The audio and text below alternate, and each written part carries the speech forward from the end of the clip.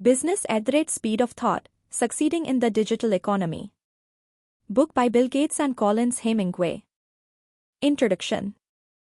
आज की इस डिजिटल दुनिया में हर कंपनी को बड़ी आसानी और तेजी से इंफॉर्मेशन मिल जाती है। तो ऐसा क्यों होता है कि बस कुछ ही कंपनियां सक्सेसफुल हो पाती हैं और बाकी इस कम्पिटिटिव मार्केट में स्ट्रगल करते रह जाते हैं? एफिशिएंट प्रोसेस, स्मार्ट एम्प्लॉइज, जबरदस्त प्रोडक्ट, क्या आपकी कंपनी के पास ये सब हैं? लेकिन फिर भी आप मार्केट में कुछ अलग नहीं कर पा रहे। वो कौन सी चीज़ है जो आपको अलग और हटके बनाने में मदद कर सकती है? बिल गेट्स के अनुसार इसका जवाब टेक्नोलॉजी पर हो रहे खर्च और उससे जनरेट होने वाले आउटपुट के बीच के फर्क में छुपा है। आमतौर पर कंपनी अपने फंड्स का 80% टेक्नोलॉजी पर खर्च करती है, फिर भी उन्हें उसकी पोटेंशियल का सिर्फ 20% आउटपुट ही मिलता है।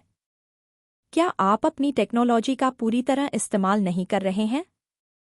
अगर आपका जवाब हाँ है, तो ये बुक आपको पॉसिबिलिटी और रियलिटी के बीच के गैप को भरने में मदद करेगी। Manage with the force of facts. Business चलाने का सबसे इम्पोर्टेंट हिस्सा होता है इन्फॉर्मेशन। आपको इन्फॉर्मेशन को इकट्ठा करने, उसे मैनेज और यूज करने के लिए एक एफिशिएंट तरीका इस्तेमाल करने की जरूरत है। ज्यादातर काम की इन्फॉर्मेशन पहले से ही सिस्टम में मौजूद है, लेकिन कंपनीज इसके लिए एक्शन लेने में फेल हो जाती हैं। आइए पहले समझते हैं कि काम की या मीनिंगफुल इन्फॉर्मेशन का मतलब क्या होता है। कस्टमर्स आपके प्रोडक्ट के बारे में क्या सोचते हैं? उन्हें प्रोडक्ट से क्या क्या उम्मीदें हैं? क्या डिस्ट्रीब्यूटर्स को किसी प्रॉब्लम का सामना करना पड़ता है? क्या आपके कॉम्पिटिटर्स आपके बिजनेस में आपसे आगे हैं? ये ऐसे सवाल हैं जिनका आपको जवाब देना होगा। आपको इन्फॉर्मेशन इकट्ठा करने की इसका अच्छे से इस्तेमाल कैसे किया जाए। आइए एक एग्जाम्पल से इसे समझते हैं। अल्फ्रेड स्लोएन 1920 से 1950 तक जनरल मोटर्स के सीईओ थे। अपने समय के दौरान उन्होंने कंपनी को एक बड़े ऑर्गेनाइजेशन के रूप में ग्रो करने में मदद की। अल्फ्रेड जानते थे कि लोगों का नॉलेज सक्सेस पाने का एक बहुत इंपॉर्टेंट हिस्सा है। अल्फ्रेड टेक्निकल और बिजनेस स्टाफ से अक्सर खुद मिला करते थे। उसके कारण उन सभी के साथ उनकी एक अच्छी अंडरस्टैंडिंग हो गई थी। वो देश भर के डीलर्स के पास जाया करते, इससे उन्हें जानने में मदद मिलती थी कि कौन सा प्रोडक्ट ज्यादा बिक रहा है। सेल्स के बारे में इस अपडेटेड इन्फॉर्मेशन ने अल्फ्रेड को ये एहसास कराया कि 1920 के अंत तक बिजनेस बदलने वाला था। अब यूज्ड कार के बजाय मिडिल क्लास के लोग नई कार लेना पसंद कर रहे थे, जिसका मतलब था कि डीलर्स के साथ अब कंपनी का रिलेशन भी बदलना चाहिए था। अल्फ्रेड के लेटेस्ट इन्फॉर्मेशन के कारण जनरल मोटर्स बदलते हुए मार्केट के लिए तैयार था। अल्फ्रेड ने डीलर्स की एक काउंसिल बनाई। उन्होंने डीलर्स के साथ एक मजबूत पार्टनरशिप डेवलप की। उन्होंने नई डीलरशिप के लिए इफेक्टिव जगहों को खोजने की रिसर्च की। सेल्स की इन्फॉर्मेशन के बिना अल्फ्रेड कस्टमर्स की पसंद के ट्रेंड में बदलाव या सेल्स में कमी को भांप नहीं पाते। कमाल की बात तो ये थी कि जो इन्फॉर्मेशन अल्फ्रेड इस्तेमाल कर रहे थे वो उस वक्त डिजिटल नहीं था, लेकिन फिर भी वो जानते थे कि वो कितना इम्पोर्टेंट था। जनरल मोटर्स इसलिए सक्सेसफुल हुई क्योंकि वहाँ इन्फॉर्मेशन को इफेक्टिव ढंग से इकट्ठा, मैनेज और इस्तेमाल किया गया था। Can your digital nervous system do this? Brain में न्यूरॉन्स की तरह हर ऑर्गेनाइजेशन के बैकग्राउंड में आपस में जुड़े हुए कई प्रोसेस होते हैं। बिल गेट्स इसे कंपनी का नर्वस सिस्टम कहते हैं और उनका मानना है कि ये बिल्कुल इंसानों के नर्वस सिस्टम जैसा है। ये बैकग्राउंड प्रोसेस सिर्फ एक डिपार्टमेंट में नहीं होते, इसके बजाय ये अलग अलग डिपार्टमेंट को एक साथ जोड़ते हैं। कंपनी के मार्केट में बने रहने के लिए ये डिजिटल नर्वस सिस्टम बहुत ज़रूरी होता है। एग्जाम्पल के लिए, किसी भी कंपनी की मार्केटिंग टीम को अपनी स्ट्रेटेजी में सुधार करने के लिए प्रोडक्ट की सेल्स के बारे में पता होना चाहिए। एक बड़े ऑर्डर को फाइनल करने से पहले सेल्स डिपार्टमेंट को पहले से इन्वेंट्री के स्टेटस के बारे में पता होना चाहिए। हर डिपार्टमेंट का एक इम्पोर्टेंट योगदान होता है, इसीलिए उन सभी को एक दूसरे के साथ इन्फॉर्मेशन शेयर करनी चाहिए और मिलकर एक टीम की तरह काम करना चाहिए। ह्यूमन बॉडी के अलग अलग पार्ट्स नर्वस सिस्टम का इस्तेमाल कर कम्युनिकेट करते हैं। इसी तरह डिपार्टमेंट्स को भी अपने डिजिटल नर्वस सिस्टम का इस्तेमाल करके इन्फॉर्मेशन को कम्युनिकेट करना चाहिए। टेक्नोलॉजी एक कंपनी के डिजिटल सिस्टम को ज़्यादा ऑर्गेनाइज्ड और भरोसेमंद बना सकती है। अगर कंपनी के अलग अलग डिपार्टमेंट के बीच इंफॉर्मेशन बिना किसी रुकावट के कम्युनिकेट किया जाए तो कंपनी बेहतर रूप से काम कर पाएगी। आइए एक एग्जाम्पल से समझते हैं कि आप मार्केट एनालिसिस में सुधार करने के लिए अपनी मौजूदा टेक्नोलॉजी को कैसे यूज़ कर सकते हैं। 1990 के खत्म होते होते माइक्रोसॉफ्ट ज़्यादा से ज़्यादा रिटेल और होलसेल कस्टमर्स तक पहुंचने की कोशिश कर रहा था। यह जानने के लिए कि कौन से मार्केट को अप्रोच करना है, ऑपरेशन मैनेजर पैट्रिक हेज और उनकी टीम ने माइक्रोसॉफ्ट के सिस्टम से सेल्स की इन्फॉर्मेशन निकालना शुरू कर दिया। इंटरनेट को यूज़ कर उन्होंने अलग अलग शहरों में per capita income, customer detail जैसी कई इन्फॉर्मेशन इकट्ठा की। ईमेल के जरिए उन्होंने हर शहर में कंपनी के सेल्स पार्टनर के बारे में भी इन्फॉर्मेशन निकाली। इस डेटा को ध्यान से देखने के बाद पैट्रिक और उनकी टीम ने करीब 80 शहरों को शॉर्टलिस्ट किया जिसमें माइक्रोसॉफ्ट की कोई भी मार्केटिंग एक्टिविटी नहीं थी। इन शहरों को मार्केटिंग के साथ टारगेट किया जा सकता था ताकि सेल्स बढ़ाया जा सके। पैट्रिक ने सेल्स के वाइस प्रेसिडेंट जेफ राइक्स को ये डेटा दिखाया। जेफ को ये आइडिया बहुत पसंद आया और उन्होंने इस मार्केटिंग स्ट्रेटेजी को आगे बढ़ाने के लिए सिग्नल दे दिया। ये एक बड़ा इवेंट था जो सभी 80 शहरों में ऑर्गेनाइज किया जाने वाला था। ये स्ट्रेटेजी बहुत इफेक्टिव साबित हुई। टारगेटेड मार्केटिंग ने माइक्रोसॉफ्ट के सेल्स पार्टनर्स की सेल्स को बढ़ा दिया था। सिर्फ 3 क्वार्टर में उनकी इनकम 57% बढ़ गई थी। ये सब बिना रुकावट के इन्फॉर्मेशन को कम्युनिकेट करने के कारण पॉसिबल हुआ। पैट्रिक और उनकी टीम ज़रूरी इन्फॉर्मेशन इकट्ठा करने में कामयाब हुए थे। उन्होंने पहले से मौजूद सिस्टम और टूल्स की मदद से उसे एनालाइज किया। इस तरह माइक्रोसॉफ्ट ने एक इफेक्टिव मार्केटिंग स्ट्रेटेजी की खोज की। The internet changes everything. 1990 के अंत तक हर चीज़ डिजिटल होने लगी थी। इंटरनेट अपनी सस्ती और क्विक सर्विस के कारण पॉपुलर होने लगा और मिडिलमैन का रोल निभाने लगा, जैसे कि ट्रैवल एजेंट्स जिनका काम टिकट बुक करना है वो तो शायद कुछ समय बाद गायब हो जाएंगे। उसी तरह पहले ब्रोकरेज फर्म अपने कस्टमर को डेटा देती थी जो अब ज़्यादातर इंटरनेट पर फ्री में मिल जाता है। Merrill Lynch tradition financial service में लंबे समय से लीडर थीं। 1992 से 1997 के बीच इंटरनेट बेस्ड बिजनेस ट्रेडिंग तेजी से बढ़ने लगा। इसलिए कंपनी ने अपनी स्ट्रेटेजी में बदलाव करने का फैसला किया। सीनियर मैनेजर्स समझ गए थे कि उनका मौजूदा अप्रोच अब टिक नहीं सकता। कंपनी की सबसे बड़ी चिंता थी कंपनी के सबसे कीमती एसेट की एफिशिएंसी में सुधार की जरूरत थी, जो फाइनेंशियल कंसल्टेंट या एफसी थे। एफसी स्टॉक, प्रोडक्ट और कस्टमर्स के बारे में डेटा को ट्रैक करने में बहुत समय बिता रहे थे। मेरिल लिंच ने अपने इंफॉर्मेशन सिस्टम को फिर से बनाने का फैसला किया। मैनेजर्स ने बोर्ड ऑफ डायरेक्टर्स से लगभग $1 बिलियन टेक्नोलॉजी पर इन्वेस्ट करने के लिए कहा। मार्केट में कंपनी की टॉप पोजीशन को बनाए रखने के लिए ये इन्वेस्टमेंट जरूरी था। बोर्ड ने माना कि कंपटीशन में बने रहने के लिए सबसे अच्छा तरीका है फाइनेंशियल कंसल्टेंट्स को सही टूल देना। इसलिए बोर्ड 5 सालों के लिए $825 मिलियन के प्रोजेक्ट के लिए तैयार हो गया। 1 साल के अंदर आईटी टीम ने एक यूनिवर्सल पीसी शेल बनाया जो एम्प्लॉइज के लिए एक आम यूजर इंटरफेस था। इस सिस्टम ने कंपनी के डेटा और पुराने सिस्टम को एक ही जगह पर एक साथ ला दिया था। मेरिल लिंच ने अपने ऑफिस को अपग्रेड करना शुरू कर दिया। उन्होंने हर हफ्ते 10 ऑफिस में नए पीसी इंस्टॉल करने का प्लान बनाया। सभी एम्प्लॉइज को इस नई टेक्नोलॉजी को यूज करने की ट्रेनिंग दी गई। अब सी कुछ ही सेकंड में अपने स्क्रीन पर कोई भी इंफॉर्मेशन ढूंढ सकते थे। वो सिस्टम के ग्राफ और चार्ट के कारण मिनटों में किसी भी डेटा को एनालाइज कर सकते थे। सिर्फ एक क्लिक करने की जरूरत थी और सी के पास हर कस्टमर की सारी इंफॉर्मेशन सामने आ जाती थी। इससे एफसी को कस्टमर्स के साथ मजबूत रिलेशन बनाने के लिए ज़्यादा समय और इंफॉर्मेशन मिली। इंटरनेट ने लोगों को हटाकर उनकी जगह नहीं ली, इसके बजाय इसने लोगों को ज़्यादा एफिशिएंट बनाया। Touch your customers. किसी भी बिजनेस को बेहतर बनाने के लिए रेगुलर कस्टमर्स से जुड़े रहना या बातचीत करना बेहद ज़रूरी होता है।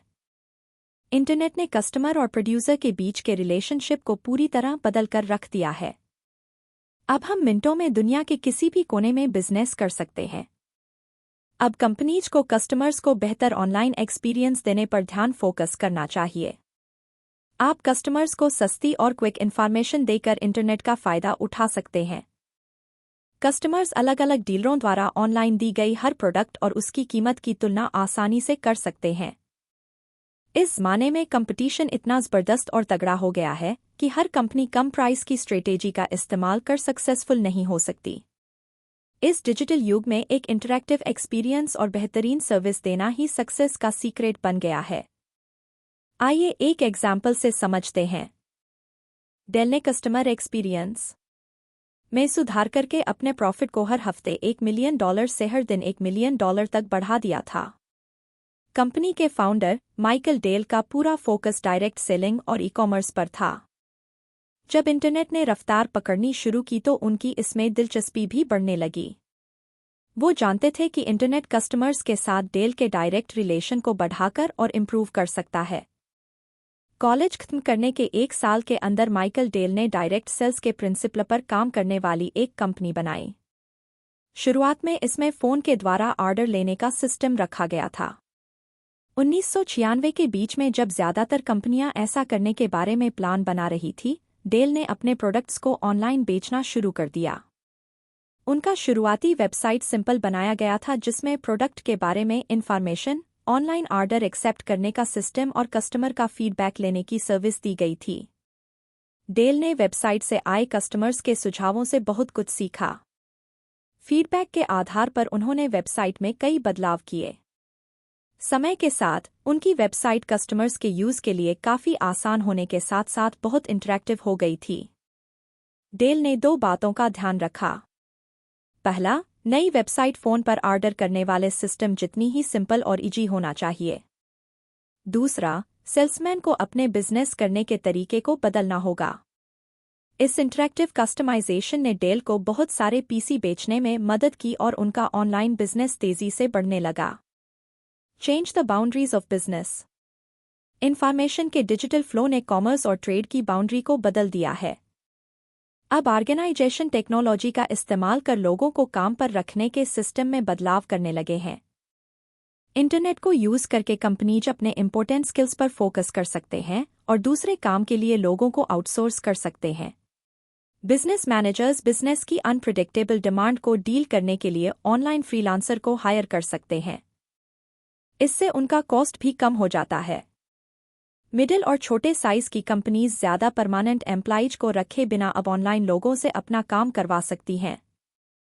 इससे वर्कर्स को भी बहुत फ़ायदा होता है क्योंकि वो अब एक ही जगह तक सीमित नहीं है। अगर आप ऐसी जगह रहते हैं या रहना चाहते हैं जहां आपकी फील्ड में जॉब मिलना थोड़ा मुश्किल है, तो इंटरनेट ने आपकी इस प्रॉब्लम को सोल्व कर दिया है। ऑनलाइन लोगों को काम पर रखने या हायर करने में भी कंपटीशन दिन ब दिन बढ़ता जा रहा है। कंपनीज अब अपने टैलेंट को आउटसोर्स कर सकती हैं। आउटसोर्सिंग का मतलब है जब कोई कंपनी अपना काम करवाने के लिए किसी बाहर की पार्टी को हायर करती है और वो उनके परमानेंट एम्प्लॉय नहीं होते। माइक्रोसॉफ्ट में मेन स्किल्स हैं बड़े वॉल्यूम में सॉफ्टवेयर प्रोडक्ट बनाना, दूसरे सॉफ्टवेयर कंपनीज के साथ काम करना और कस्टमर्स को सपोर्ट और सर्विस ऑफर करना। कंपनी इन स्किल्स के अलावा दूसरी सर्विसेज को आउटसोर्स करती है। एग्जाम्पल के लिए, कुछ साल पहले एक फ्रीलांस राइटर ने नोटिस किया कि माइक्रोसॉफ्ट असाइनमेंट लिखने के लिए लोगों को आउटसोर्स कर रही है। उसने तुरंत इस मौके को आजमाने का फैसला किया। बाद में उस आदमी ने 1 दर्जन फ्रीलांसर्स को मैनेज करके अपना खुद का बिजनेस शुरू किया। राइटिंग के लिए लोगों को आउटसोर्स करने से माइक्रोसॉफ्ट के एम्प्लॉइज का बहुत समय बच गया था। अब वो अपने अपने जॉब पर ज़्यादा फोकस कर पा रहे थे। इसके अलावा एक एक्सपर्ट को काम पर रखने से माइक्रोसॉफ्ट राइटिंग के फील्ड में दूसरों के मुकाबले आगे निकल गया था। इसी तरह हॉलीवुड स्टूडियो को फाइनेंस, मार्केटिंग और डिस्ट्रीब्यूशन संभालने के लिए फुल टाइम एम्प्लॉइज की ज़रूरत होती है, लेकिन उनके पास ज़्यादा फुल टाइम स्टाफ नहीं है। डायरेक्टर सिर्फ फिल्म प्रोडक्शन के लिए ज़्यादा एम्प्लॉइज काम पर रखता है। फिल्म पूरी हो जाने के बाद वो अपनी अपनी पसंद के किसी दूसरे प्रोजेक्ट के काम में लग जाते हैं। आज हम सिर्फ इंटरनेट की बदौलत इस क्रिएटिव अप्रोच को अब किसी भी फील्ड में लोगों को हायर करने के लिए कर सकते हैं। Get to market first. Customers तक जितनी जल्दी हो सके पहुंचना किसी भी मार्केट में जीतने के लिए बहुत ज़रूरी होता है। अगर आप टाइम पर प्रोडक्ट डिलीवर करने में फेल हो गए तो आपका कंपेटिटर बाजी मार लेगा। कस्टमर्स हमेशा हाई क्वालिटी वाले लेकिन किफ़ायती प्रोडक्ट चाहते हैं। अब हर बिजनेस को क्वालिटी से समझौता किए बिना डिलीवरी के समय को कम करने के लिए नए तरीकों को खोजने की ज़रूरत है। इस प्रोसेस में इंफॉर्मेशन टेक्नोलॉजी ने बड़ा योगदान दिया है। इसने सर्विस देने के प्रोसेस को ज़्यादा आसान और एफिशिएंट बना दिया है। जब इंटरनेट तेज़ी से बढ़ रहा था, उस समय के दौरान फाइनेंशियल सर्विस देने वाली कंपनियों ने शिकायत की कि टेक्नोलॉजी ने नॉन फाइनेंशियल सेलर्स को उन्हें काट कर आगे आने का मौका दिया है। लेकिन ब्राज़ील के सबसे बड़े बैंक में से एक बैंको ब्रैडेस्को का कुछ और ही मानना था। ब्रैडेस्को 1962 में कंप्यूटर का इस्तेमाल करने वाली ब्राज़ील की पहली कंपनी थी। 1982 में यह एटीएम और होम बैंकिंग की पेशकश करने वाली पहली बैंक थी। ये कंपनी अपने कॉम्पिटिटर्स की तुलना में अपने कस्टमर्स के लिए क्रिएटिव सॉल्यूशन डेवलप करने के लिए टेक्नोलॉजी का इस्तेमाल करती थी। ब्रैडेस्को छोटे डेवलपमेंट साइकिल पर ध्यान फोकस करते थे, 6 महीने से भी कम समय में मार्केट में नए आइडिया लाने के लिए। एक बार ब्रैडेस्को ने छोटे बिजनेस ओनर्स के लिए पैसा पेमेंट और कलेक्शन को सपोर्ट करने के लिए कैश मैनेजमेंट सॉफ्टवेयर लॉन्च किया। बाद में कई और कंपनियों ने भी उस एप्लीकेशन को यूज करना शुरू कर दिया था। ब्रैडेस्को ने एक सैलरी कार्ड भी बनाया, जिसके जरिए एम्प्लॉइज को सीधे एटीएम द्वारा पेमेंट किया जाता था, फिर चाहे उनका बैंक अकाउंट हो या ना हो। दूसरी कंपनियों ने इस स्ट्रेटेजी को भी कॉपी करना शुरू कर दिया। 1998 में ब्रैडेस्को ब्राज़ील में इंटरनेट यूज करने वाली पहली बैंक बनी। जिन लोगों को आंखों की कोई भी समस्या के कारण दिखाई देने में दिक्कत होती थी, उन्हें ऑनलाइन बैंकिंग की सर्विस देने वाली ब्रैडेस्को पहली बैंक थी। इन सब के अलावा ब्रैडेस्को ऑनलाइन इन्वेस्टमेंट सर्विस ऑफर करने वाली पहली कंपनी भी थी। ब्रैडेस्को ने टेक्नोलॉजी को खतरे के रूप में नहीं देखा, बल्कि इसने कस्टमर्स के लिए अपनी सर्विस को ज़्यादा इफ़ेक्टिव और आसान बनाने के लिए कंप्यूटर और इंटरनेट का इस्तेमाल किया। Convert bad news to good news. किसी भी ऑर्गेनाइजेशन में बहुत सी चीज़ें गलत हो सकती हैं। बिल गेट्स के अनुसार एक इफ़ेक्टिव मैनेजर ये सुनने से पहले कि क्या सही हो रहा है, पहले इस बारे में जानना चाहता है कि क्या गलत हो रहा है। कंप्यूटर के आने से पहले गलतियों का बहुत पहले ही पता लगाना ना के बराबर हुआ करता था। हर स्टेप में बहुत समय लगता था। लेकिन डिजिटल दुनिया में ये सब बदल गया। कंपनियों ने गलतियों का जल्दी पता लगाने और उसे तुरंत ठीक करने के लिए टेक्नोलॉजी का इस्तेमाल करना सीखा। जिन चीज़ों ने आपके लिए काम नहीं किया, उसके लिए निराश ना हो। याद रखें कि आपकी मेहनत और एफर्ट वेस्ट नहीं होंगे। किसी भी फेलियर से आप बहुत कुछ सीखते हैं। अपनी गलतियों से सीखना और लगातार इम्प्रूव करते रहना ही सक्सेस का सीक्रेट मंत्र है। माइक्रोसॉफ्ट ने वर्ल्ड क्लास एप्लीकेशंस और ऑपरेटिंग सिस्टम को लॉन्च करने से पहले कई फेलियर्स का सामना किया है। 1980 के समय में उनके स्प्रेडशीट प्रोडक्ट लोटस 1 फरवरी 2003 के साथ मुकाबला नहीं कर पाए। माइक्रोसॉफ्ट 1980 के दशक में ओमेगा नाम के डेटाबेस पर काम करने में लगे रहे, लेकिन आखिरकार उन्होंने 1990 में इस प्रोजेक्ट को बंद कर दिया। IBM के साथ माइक्रोसॉफ्ट का लॉन्ग टर्म प्रोजेक्ट 1992 में खत्म हुआ। लाखों डॉलर लगाने और एक साथ काम करने के बाद भी उन्हें कोई रिजल्ट नहीं मिला। 1993 में कंपनी ने माइक्रोसॉफ्ट एट वर्क नाम के प्रोजेक्ट के तहत कॉपियर और फैक्स जैसी ऑफिस मशीनों में रेवोल्यूशन लाने की कोशिश की, लेकिन अफसोस की बात यह है कि ये प्रोजेक्ट पूरी तरह से काम नहीं कर पाई। लेकिन इतने फेलियर्स से उदास होने के बजाय बिल गेट्स किसी भी चैलेंज के लिए हमेशा तैयार और एक्साइटेड रहते थे। वो किसी ना किसी प्रॉब्लम का सामना करने की तलाश में लगे रहते ताकि वो उसे सोल्व कर सकें। माइक्रोसॉफ्ट ने अपनी गलतियों से बहुत कुछ सीखा। मल्टीप्लान स्प्रेडशीट के फेलियर ने उन्हें माइक्रोसॉफ्ट एक्सेल को डेवलप करने में मदद की, जिसे आज तक कोई बीट नहीं कर पाया है और जो लॉन्च होने के बाद से अब तक टॉप पर बना हुआ है। ओमेगा डेटाबेस प्रोजेक्ट की गलतियों से सीखते हुए उन्होंने माइक्रोसॉफ्ट एक्सेस डेवलप किया, जो सबसे पॉपुलर डेस्कटॉप डेटाबेस बन गया। ऑफिस मशीनों के साथ अनसक्सेसफुल एक्सपीरियंस ने माइक्रोसॉफ्ट को टेक्निकल ज़रूरतों को समझने में मदद की, जो अब वो विंडोज CE ऑपरेटिंग सिस्टम के साथ इसकी सर्विस देते हैं। Raise your corporate IQ। Modern market में सक्सेसफुल होने के लिए हर कंपनी को कॉर्पोरेट आईक्यू की जरूरत होती है। नॉलेज को मैनेज करके आप अपनी कंपनी के कॉर्पोरेट आईक्यू को बढ़ा सकते हैं। लेकिन नॉलेज को मैनेज करने से हमारा क्या मतलब है? इसका सीधा मतलब है इन्फॉर्मेशन के फ्लो को मैनेज करना ताकि इंपॉर्टेंट इन्फॉर्मेशन सही लोगों तक पहुंचे और वो समय पर काम कर सकें। कॉर्पोरेट आईक्यू का मतलब इंस्टीट्यूशन इंटेलिजेंस से भी है। यहाँ नॉलेज को छुपाया नहीं जाता बल्कि एक दूसरे से शेयर किया जाता है। काम की इन्फॉर्मेशन सिर्फ हाई लेवल के एम्प्लॉइज की पहुंच तक सीमित ना करें। एक सक्सेसफुल बिजनेस के पीछे कोई अकेला आदमी नहीं होता बल्कि कई लोग साथ जुड़कर एक टीम की तरह काम करते हैं। एक टीम में हर इंसान के आइडिया को सुना जाना चाहिए, फिर सबकी राय लेकर किसी नतीजे पर पहुंचना चाहिए।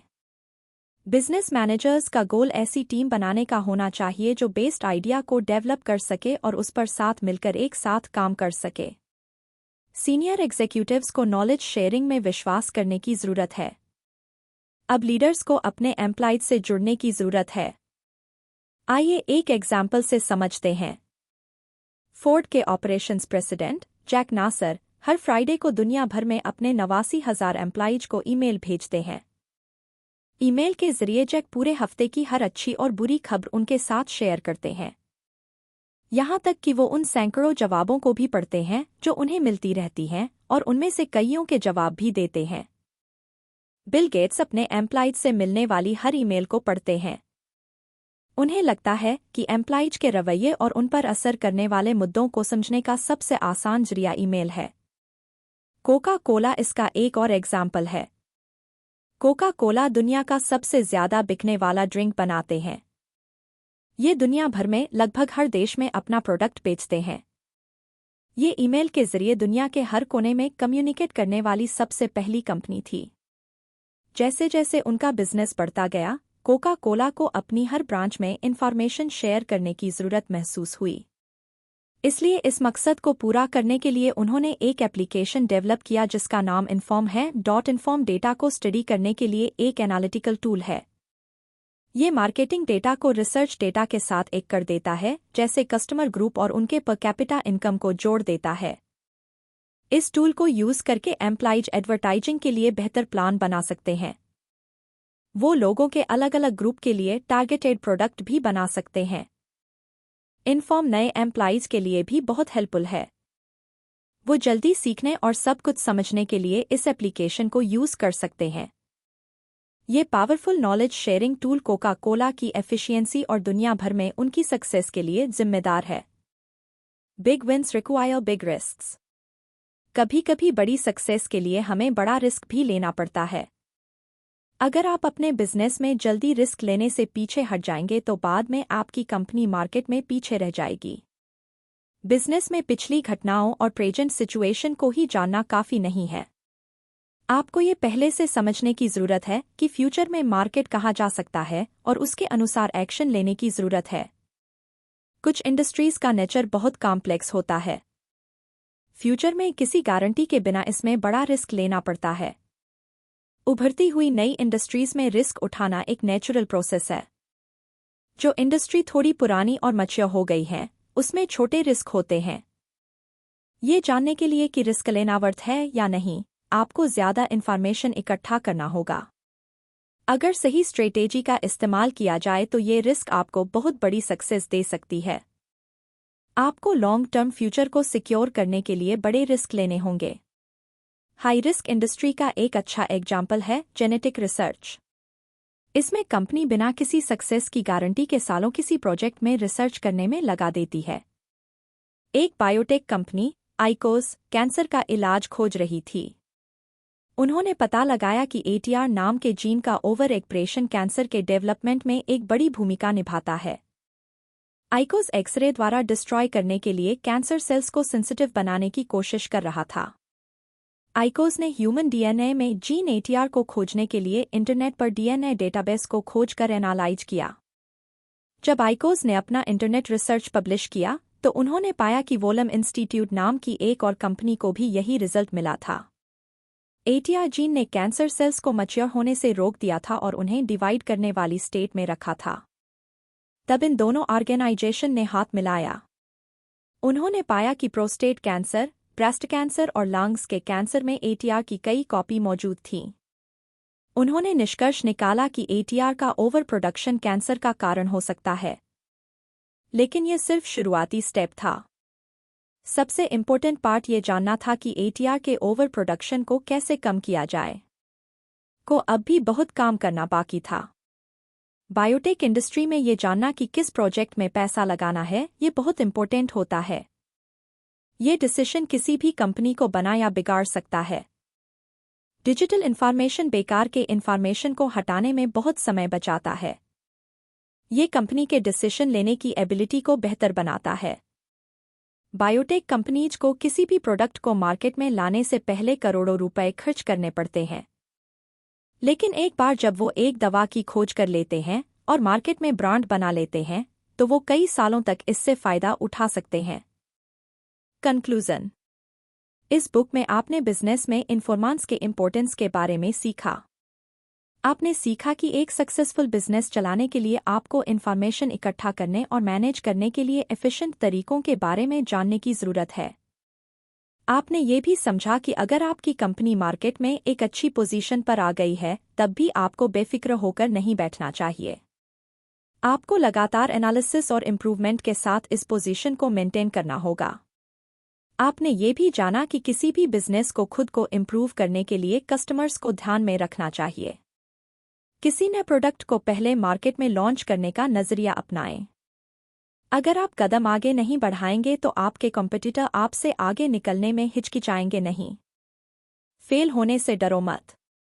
अपने फेलियर से सीखना ही आपको सक्सेस के रास्ते पर आगे ले जाता है। आपने ये भी समझा कि आपको अपने एम्प्लॉइज के साथ एक टीम के रूप में काम करना चाहिए। नए आइडिया को खुले दिमाग से वेलकम करें। इंटरनेट ने इन्फॉर्मेशन इकट्ठा करने और उसे एक साथ लाने के प्रोसेस को बहुत आसान बना दिया है। टेक्नोलॉजी रॉकेट की स्पीड से बढ़ रहा है और इसमें लगातार नए नए बदलाव होते रहेंगे, इसलिए इससे डरो मत। बस इसका हाथ पकड़कर आगे बढ़ो और ये आपको टॉप पर ले जाएगा।